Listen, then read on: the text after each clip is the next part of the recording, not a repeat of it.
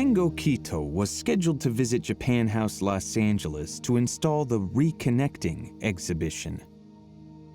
But travel restrictions kept him in Japan. Not being able to come to Los Angeles created new challenges for Kito as an artist and new ways for the Japan House exhibition team to connect with him and his art. We started the installation by meeting with Kengo Kito on Zoom, and he had a YouTube feed that he could look at and see the installation. And he gave us direction on how to start and then how to continue the installation and the composition through the space.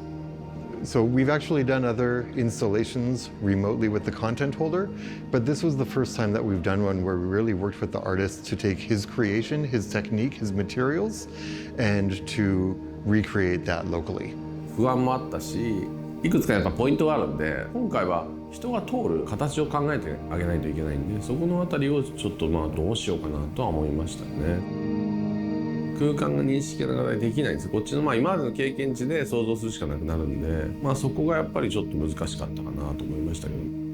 浮遊感みたいなものがやっぱり出ないと作品として成立しないので、それが実現できればいいかなと思ってたんで、意外とできるなと思ったのは実感でしたね。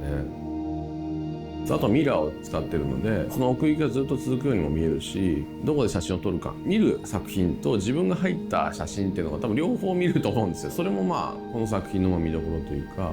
Kito was unable to meet his exhibition visitors in person, but he connected with some of them virtually. We're all different shapes and sizes and colors and everything else, but we're all connected in some way, and I think that was pretty clear to see it, and it's done in such a beautiful way, so I love it. Thank you so much from the bottom of my heart. This was just a perfect way for the world to start reopening, and I understood your message perfectly from the second I walked in here. I felt, connected, and I felt like we're getting back to how we should be together, So I just want to say thank you so much. People here in LA, something to look forward to, so I appreciate it. I love it. Inspiration, and it just blew my mind. It would also be cool if the stuff was stronger, so maybe if the kids could, maybe if they can try to go through the hula hoops without touching any, but if they touch any, the whole thing wouldn't collapse.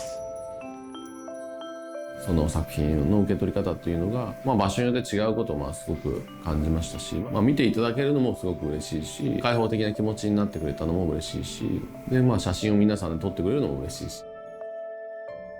Hi Kengo, I would love to know what your next plan is. What's in store for you next? 次のプランは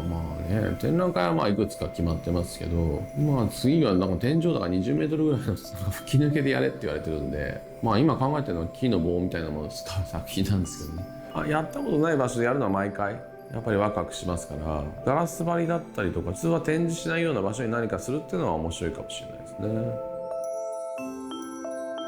As well as exploring different possibilities in art, Kito is also dedicated to teaching the next generation of artists. 僕は大学院の学生を教えていて、皆さんアーティストになりたい希望を持った学生たちを教えてますね。作品に対の考え方だったりとか、作品へのアプローチの仕方っていうのを当然教えますけど、やっぱり出た後どうやって生きていくのかっていうこともすごく重要だと思っていて、そこをどうやってじゃあフォローしていくのか今後っていうことに面白みをちょっと感じていて、接点をどうやって持たせるかっていうのは多分実は重要で、いろんなチャンス、単に展覧会を振ってあげるとか、美術館の人を紹介して作品を説明するチャンスを与えるってことは、それだけでも全く多分違っていて。Kito values the connections between people. We asked him what reconnecting means to him.